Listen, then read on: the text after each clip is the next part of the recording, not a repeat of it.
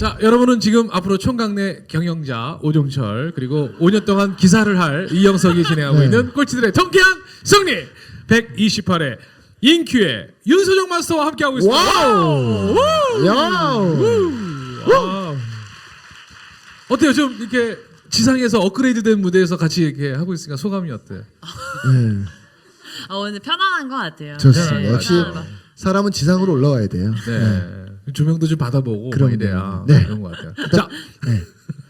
아까 1부 마지막에 어떤 얘기를 들은 게 있었어요? 어떤 아줌마 오늘 찾아오셨어요. 네, 어떤 엄마가 아주머니는 아니고, 네. 그러니까 이제 학생분이셨는데, 네. 이제 아이 어머니랑 오늘 아침에 얘기했었던 네. 게, 이제 아이가 이제 3살이 넘고 4살이 되니까, 저희 어머니의 지론이시거든요. 네. 아이가 냉장고를 열 수 있는 순간부터 엄마의 존재는 필요가 없어진다. 그러니까 더 이상 먹을 것을 엄마가 줄 필요가 없는 거잖아요. 그때부터 아이는 독립을 하기 시작한다는 거예요. 아, 정확하게 얘기를 하면 냉장고 문을 여는 것까지는 좀 불안하고요. 아, 그래요? 다시 닫는 순간까지가 아이가 혼자 할 수 있는 거예요. 그래야 애가 다 큰 거예요. 그래서 저희 집은 냉장고 락장치를 걸어놨어요. 하지 말라고. 열어놓고 있는 못 상황에서 열게. 정말 속 터져 죽겠어요. 네. 근데 아이가 그렇게 커나가니까 이제 엄마도 엄마의 존재감을 잃어버린 것 같은 상황이 되시는 거죠. 그러면 이제 뭐라도 해야 될 것 같은데 뭘 해야 될지 모르겠다. 내가 없어지고 나니까 이제 더 아이한테 관섭을 많이 하게 되신다고 네. 하더라고요. 나처럼 되지 않길 바라면서. 이럴 때는 어떻게 해야 되느냐라고 여쭤보시더라고요. 근데 그거는 방법이 되게 심플하거든요. 이제 최근에 이제 미국의 많은 연구 결과에 의하면 옛날에는 희생하는 엄마가 제대로 된 엄마의 모델상이었잖아요. 네네. 근데 이제는 엄마가 내가 세계 최고로 멋있는 모습을 보여주는 엄마, 솔선수범해서 네. 이제 정말 내가 닮고 싶은 엄마가 되어주는 게 최고의 교육이라고 하더라고요. 네. 그러니까 공부해라가 아니라 공부를 하는 엄마. 하는 엄마. 그렇죠. 그리고 네. 내가 사회적으로 일하는 엄마. 왜냐하면 아이들이 엄마가 희생을 하면 거기에 대한 부담감이 생기잖아요. 그렇죠. 애들도. 네, 내가 맞아요. 엄마한테 뭔가 해줘야 될 것 같은. 네. 그러니까 이제 뭘 해야 되냐면 엄마가 엄마의 독립을 시작하셔야 되는 맞아요, 거예요. 맞아요. 엄마가 내가 원했던 것을 하나둘씩 해보셔야 되고, 그랬더니 지금 역으로 여쭤봤어요. 그럼 아이가 어떤 아이가 됐으면 네. 좋겠냐고. 그거를 아이한테 하라고 하지 마시고 아이가 이런 아이가 됐으면 좋겠는 걸 네. 자기가 자기가 자기를 먼저. 키우시라고. 예. 그랬더니 이제 꿈을 이루는 엄마였으면 좋겠다고 하시더라고요. 네. 근데 그 꿈을 그럼 너무 원대하게 잡지 마시고 내가 우리 집안 청소를 세계 최고로 하는 사람이 되고 싶다라고 하면 그 모습을 보여달라고. 저의 생활 모토는 어디를 가든지 세계 최고로 하자는 거예요. 네. 그러니까 대답 하나를 하더라도 정말 정성껏 세계 최고로 해야 되는데 그걸 내가 어디서 배웠을까 하는 걸 보면 저희 어머니는 김치 하나를 담더라도 밥 하나를 푸더라도 세계 최고로 퍼주셨어요. 항상 가장 정갈하게 네. 가장 예쁘게. 그러니까 어디를 가서 얘기를 하던 듣던 세계 최고의 자세로밖에 할 수가 없었던 거예요. 저희 어머니도 햇반 뜯을 때 세계 최고였어요. 야, 정말 그걸 한 방에. 야. 아니, 정확하게 3분을 딱 지키시더라고. 장난 아니에요. 전자레인지 3분 딱. 네, 와. 세계 최고예요. 근데 저는 그게 제가 아이한테 해줄 수 있는 최고의 교육이라 생각하고 실제로 선생이 해야 되는 최고의 모습이라고도 생각해요. 네. 그러니까 선생은 임용고사를 통과한다고 해서 선생님이 되는 건 아니거든요. 네, 맞아요. 그러니까 먼저 선자에 날생자를 쓰는데 먼저 삶으로서 행동한 사람이더라고요. 그러니까 저희가 인큐에 왔을 때 저희 선생님들 같은 경우에는 정말 깜짝 놀랄 만큼 에너지가 엄청나요. 네. 모두가 보시면 맞아요. 아시잖아요. 이게 저희 다 보니까. 사실 우리 윤소영 대표님이 저희 종철 씨 아이랑 저희 아이랑을 2년째 무료로 일주일에 두 두 번씩 번씩. 스터디를 해주세요. 네. 근데 그 스터디가 그냥 우리가 지식을 전달하는 스터디가 아니라 뭐 장보기 체험, 그다음 문화 체험 이걸 통해서 그 아이들이 가지고 있는 성향과 그 아이들 부족한 면을 얘기해 주시면 저희가 이제 이렇게 코칭해 주시거든요. 근데 정말 수천만 원을 들여도 아깝지 않은데 무료로 지금 2년째 해주고 계세요. 여러분도 혹시 관심 있으신 분들은 동네에서 시키시면 돼요. 네. 동네 네. 인큐라고 해서 인큐가 없어. 그때 저희 선생님들이 해줘야 되는 최고의 요건은 뭐냐면 그냥 뭐 가르쳐 주는 게 아니라 그 내가 가장 열심히 하는 모습을 보여주는 거. 그러니까. 그러면 애들 자연스럽게 긍정적으로 생각하세요가 아니라 긍정적인 모습을 보여주는 게 선생님의 역할인 거죠. 그러니까 이게 그건, 사실은 네. 가정뿐 아니라 회사도 그런 것 같아요. 맞아요. 네. 가정에서 아빠 엄마가 공부하지 않은데 아이가 공부할 수 없고요. 또 회사에서도 리더가 공부하지 않으면서 같이 일하는 식구들한테 공부하라고 하는 것도 사실 있을 수 없고. 그래서 제가 아까 우스갯소리를 뭐 이렇게 뻥이라고 얘기했지만 제가 저희 같이 구성원들한테 항상 제가 이렇게 공부하고 이런 것들 전 집에서 공부 안 하지만 회사 가서 공부하는 척하고 일부러 제가 그래서 눈 늦게 하고 뜨고 자거든요. 이렇게 그런 것처럼 여러분들 항상 솔솔솔하는 게 중요한 것 같아요. 즉시 반드시 될 때까지. 와우!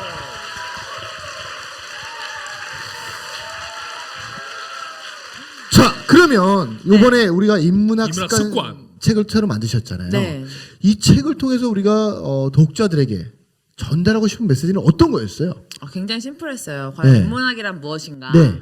라고 물었을 때 우리가 인문학을 하고 있지 않고 문인학을 하고 있다고 저는 생각하거든요. 네. 문인학, 문, 인학. 인문이나. 뭔 차이예요? 그게? 왜냐면 인문학은 네. 사람 인자에 글문자를 쓰잖아요. 네네. 그러면 인간을 공부하는 학문이어야 돼요. 네. 그런데 우리는 인문학하면 뭐가 생각나세요? 라고 물어보면 다 책 읽는 거. 네, 고전. 맞아요. 고전. 네네. 그런 건 글이 앞에 있기 때문에 문인학인 거죠. 아. 근데 아무리 내가 노자를 공부했어요, 소크라테스를 공부했어요, 라고 실제 이렇게 만나서 대화를 해보면 굉장히 많은 거를 알고 계실 수는 있지만 인문학의 기본은 사람을 아는 거기 때문에 나에 대해 정확하게 알아야 되고 제일 중요한 건 내가 사랑하는 사람에 대해서 잘 알아야 돼요. 네. 근데 맨날 마누라랑 싸워. 맞아요. 내 남편에 대해서 하나도 몰라. 네. 그리고 내가 같이 일하는 동료들이 언제 기분이 나쁘고 언제 에너지가 올라가는지에 대해서는 전혀 관심이 없는 거예요. 그러면 이건 잘못된 인문학을 하고 있다. 진짜 인문학은 인간에 대한 관심에서부터 시작이 됩니다라는 네. 얘기를 하고 싶었고요. 네. 그리고 그게 꼭 습관에 대해야지만 머리로 하는 건 아는 게 아니더라고요. 내 몸으로 터득한 게 진짜 인문학이 아닐까라고 해서 인문학 습관에 대한 내용을 썼던 것 같아요. 근데 첫 책이었잖아요. 네. 그 책이 정말 딱 지금까지 해왔던 경험들 막 이런 걸로 막 술술술 적혔을 것 같아요. 그건 아니죠. 거기 저희들 얘기도 나와요. 저희 둘도 나와요. 몰랐어. 네, 그 근데 첫 책이 책 어떻게 쓰는 과정? 네, 사실 저는 이 책을 4년 동안 썼어요. 와. 왜 4년 동안 썼냐면 네. 중간에 네. 제가 암 판정을 받은 적이 있어요. 네. 그래서 첫 번째 출판을 계약하려고 하는 딱 그 시점에 네. 거기 되게 좋은 출판사랑 계약하려고 하는 시점에 제가 암 판정이 나서 잠수를 타야 되는 상황, 네. 더 이상 쓸 수 없는 상황. 네. 그래서 출판사를 바꿔야 됐었고. 근데 그 사이에 제 모든 친구들이 다 책을 낸 거예요. 오. 저기 있는 동진이도 책을 네. 내고 어. 그 청년장 네. 윤규도 책을 내고 이야. 효창이도 책을 내고 네. 그러니까 질투심이 나잖아요. 그리고 걔네 되게 잘 되는 거예요. 네. 그럼 나도 되게 잘 될 것 같다는 그런 조바심을 가지고 있는 찰나에 이제 내가 30이 되기 전에 꼭 책을 써야겠다라고 해서 책을 쓰고 있는 그런 과정에 있었어요. 네. 근데 문제는 여러분도 다 나쁜 습관 있으시죠? 없어요, 여기 계신 분들은. 다 네. 자기가 생각했을 때 나쁜 습관이라고 하는 건 다 있겠죠. 저한테 되게 나쁜 습관이 있는데 그게 뭐냐면 미루는 거예요. 나도. 네, 벼락치기. 나도. 늘 똥줄 타야지만 하는 네. 그런 사람이에요, 저는. 네. 근데 이제 책이 탈고 기간이 9월이었는데 네. 이제 9월이 되기 직전까지는 글을 안 써지더라고요. 네. 근데 이제 왜 우리가 글이 안 써지면 막 핑계를 대기 시작하잖아요. 네. 그래서 이제 처음 핑계를 댔던 거 우리 남편의 숨소리만 들어도 글이 안 써지는 거예요. 오. 그게 신경 쓰여서. 그렇지, 나 지금 그렇지. 집중해서 지금 뽑아내야 되는데. 그러니까 이제 처음에는 오빠 숨소리 때문에 내가 도저히 글을 쓸 수 없다 그래서 오피스텔을 얻어달라 그랬어요. 오. 독립선언을 한 네. 거죠. 신혼 초기에. 네. 그랬더니 이제 착한 남편이 얻어줬어요. 와. 진짜? 네. 아니 남편이 천식 그냥, 있어서 그냥 숨을 쉬지 말지 왜? 왜 오피스텔을 왜 사주지? 그러니까. 아니, 옆에서 그래서 마스크를 처음에, 아니 네. 방독면 있잖아요. 네. 처음에 이제 그래서 그 오피스텔 가서 글을 쓰려고 썼는데 또 안 써지는 거예요. 그랬더니 이게 내가 서울에 있어서 잘 써지지가 않는구나. 근데 이제 점점 탈고 기간이 다가오니까 왜 그럴 때면 다 여행을 가고 싶잖아요. 네, 그렇죠. 그래서 이제 제가 원래 어릴 때부터 사운드 오브 뮤직의 마리아 같은 선생님 되는 게 꿈이었거든요. 그러니까 이제 남편한테 오빠 내가 마리아 같은 선생님이 되고 싶었으니까 오스트리아 짤츠부르크에 가면 네. 글을 되게 잘 쓸 수 있을 것 같아. 네. 그때 그랬더니 이제 또 이제 네. 이제 그때는 이제 더 이상 믿지 않는 거죠. 네. 그래서 제가 남편의 술이 이빨이 취한 상황에서 네. 제가 몰래 네. 이제 비행기 티켓 끊어서 오스트리아 짤츠부르크에 간 거예요. 근데 거기에 가면 글이 되게 잘 써질 줄 알았거든요. 네. 자연 경관이 엄청 자연광에다가 예쁘더라고요. 마리아 선생이 또는 또 날씨에 또 이거 그거잖아 완전. 너무 예쁘니까 여기 가면 나 글이 되게 잘 써질 네. 줄 알고 딱 앉았는데 글이 하나도 안 써지는 거죠. 그래서 처음에는 내가 시차 때문이구나. 와라고 이유 만들어내는 거 진짜 대단하다. 대단하다. 제 책을 읽어야 돼. 나랑 인생의 똑같아, 나랑 변명하지 말을 읽어야 돼. 난 나랑 타협 되게 잘하거든. 네. 그래서 이제 그때 오후 5시부터 계속 잠을 3일 동안 잤어요. 네. 그리고 또 이제 거기서 남편한테 찡경질 엄청 냈어요. 네. 계속 안 써지니까. 그런데 이제 제가 출판사에 가기 전에 원래 저도 파워블로거 출신이고 되게 글 잘 쓰는데 요즘 영감이 안 떠오르는 거라고 가면 되게 글을 잘 쓸 수 있으니까 속도 한번 걱정하지 붙으면 장난 마시라고. 아니라고. 그쵸. 그랬더니 이제 출판사에서 연락이 온 거예요. 쓴 글 좀 보내달라고. 네. 근데 글이 변한 게 없으니까 이제 불안해서 이제 오스트리아에 가면 200년 동안 한 귀족이 썼었던 그런 라이브러리 도서관이 네. 있어요. 그래서 거기에 가면 내가 글이 되게 잘 써질 줄 알고 딱 갔죠. 네. 근데 또 글이 안 안 써져. 써지는 네. 거예요. 그래서 이제 그때 너무 큰 충격을 받았던 게 딱 떠올랐던 한 사람이 있었는데 그분이 네. 누구였냐면 미생의 윤태호 작가님이라고 아세요? 미생 미생 작가. 그리셨던 네네네. 윤태호 작가님이라는 네. 분이 있는데 엄청난 영감을 가지고 만화를 그리신 분이잖아요. 네. 근데 그분이 그때 저희가 인터뷰를 갔을 때 네. 이런 얘기를 하신 적이 있어요. 자기는 영감이 떠오르지 않을 때 절대로 작업실을 벗어나지 않는데요. 많은 만화 작가들은 다 네. 바다로 가고 산으로 가지만 네. 자기는 그때마다 명상록이라는 책을 읽었는데 네. 그 책에 보면 이런 구절이 있다 그래요. 바다에 가지 않고 바다를 느낄 수 없는 자 바다에 가서도 아무것도 느낄 수가 없다. 여기서 슬럼프를 극복하지 못하면 거기서도 극복하지 못한다는 얘기를 네. 저한테 해주셨고 저는 그 얘기가 너무 좋아서 맨날 차 안에서 듣고 다녔어요. 심지어 막 친구들 만났을 때 계속 얘기해줬었거든요. 근데 제가 그렇게 행동을 못한 거잖아요. 근데 그때 엄청난 충격을 받았던 게 우리가 피할 수 없으면 즐겨라. 실패한 성공에 어머니. 몰라서 안 하는 게 아니더라고요. 네. 머리로는 다 알고 있는데 몸으로 습한 게 없는 거예요. 그래서 모든 공부는 머리로 하는 게 아니라 습으로 하는 거구나. 네. 누군가 아무리 좋은 얘기를 들어봤자 그건 내게 아니구나. 그래서 딱 그 순간에 여행을 멈추고 하루에 한 개의 글을 써서 만들었던 책이 인문학 습관이었어요. 박수 한번 주세요.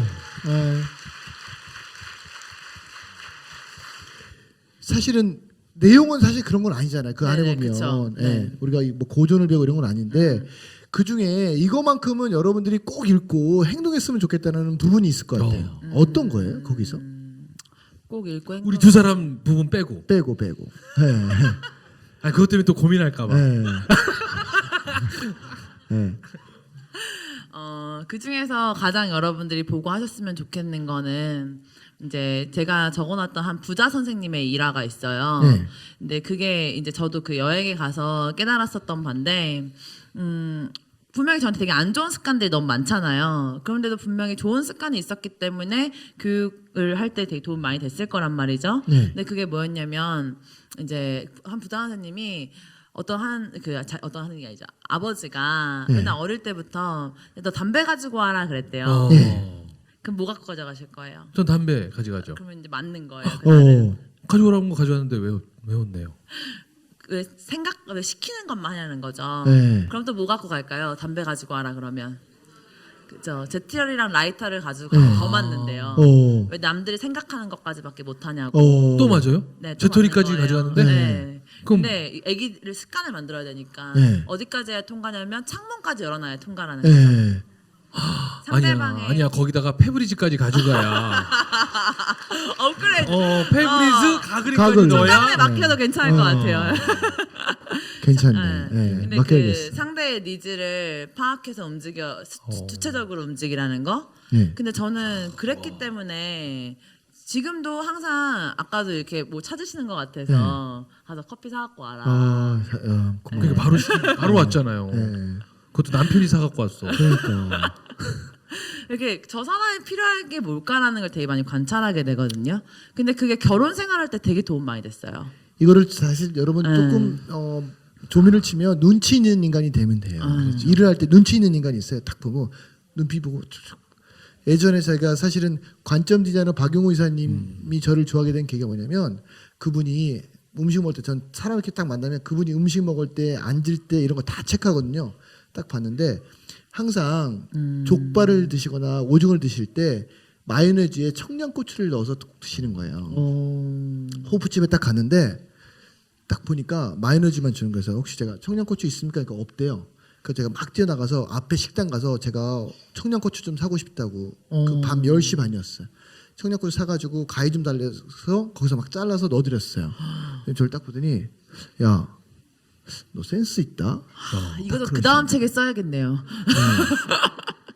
그러니까 여러분들 행동 하나 할 때 맞아요. 눈치 있는 인간이 되면 어떤 장소 가든 뭘 하든 다 인정받고 내가 또 사람이라는 게 인정받고 싶은 동물 맞죠? 네. 예, 인정받으면 기분 좋잖아요. 네. 네, 상대의 필요를 읽는 것 자체가 진짜 네. 인간을 공부하게 되는 계기인데 저도 이제 학생들이랑 같이 대화를 하다 보면 저 사람이 뭐가 필요한지를 연구하는 네. 거잖아요. 네. 그 사람한테 맞는 커리큘럼을 계속 만들다 보니까 사람에 대한 연구를 진짜 많이 하게 됐었던 거거든요. 저 사람의 불편함이 뭐지? 그걸 어떻게 하면 개선시켜줘야 될까? 저 사람의 잠재력이 뭐지? 그걸 어떻게 하면 개선시켜줘야 될까? 그 연구 자체가 일상에서 할 수 있는 최고의 공부인 것 같아요. 그러면 인문학 습관이란 주제니까 네. 인간을 인간답게 하는 것은 무엇입니까? 되게 어려운 질문인데 네.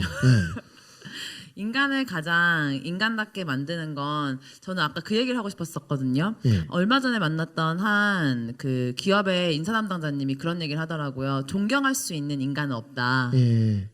존경할 수 있는 있는 인간은 없다. 네. 그러면 그러니까 왜냐하면 그 질문이 이런 거였어요. 같이 대화를 나눴던 게 회사 내에 존경할 수 있는 선배가 있습니까? 라는 질문에 존경할 수 있는 선배는 없다 그러더라고요. 왜냐하면 인간은 모두가 다 선과 악을 가지고 있기 때문에 처음에는 선한 모습을 보이다가도 오랫동안 같이 지내면 악한 모습을 보일 수밖에 없잖아요. 네.